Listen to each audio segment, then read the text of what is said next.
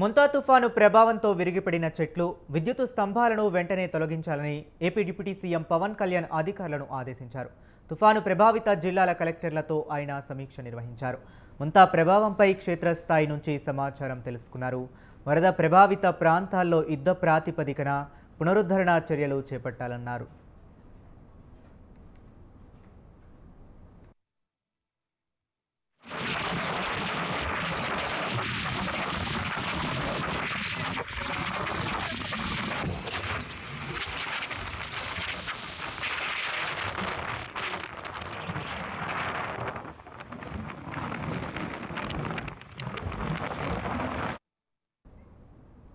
ఇటు తుఫాను బలపడిన భారీ వర్షాలు ఉన్నందున ప్రజలను సురక్షిత ప్రదేశాల్లోనే ఉంచాలని అధికారులను ఆదేశించారు. పునరావాస కేంద్రాల్లో ఆహారం, వసతి కల్పించాలని స్పష్టం చేశారు. వర్షాలు తగ్గుముఖం పట్టాక పారిశుద్ధ్య కార్యక్రమాలపై దృష్టి పెట్టాలని ఆదేశించారు. ఈదురుగాలులు, భారీ వర్షాల మూలంగా కలిగిన నష్టంపై వివరాలు తెలుసుకున్నారు. ప్రకాశం జిల్లాలో గుండ్లకమ్మ, నెల్లూరు జిల్లాల్లో పెన్నా నది వాగులు పొంగి ప్రవహిస్తున్నాయి. ప్రజలను అప్రమత్తం చేయాలని ఆదేశించారు.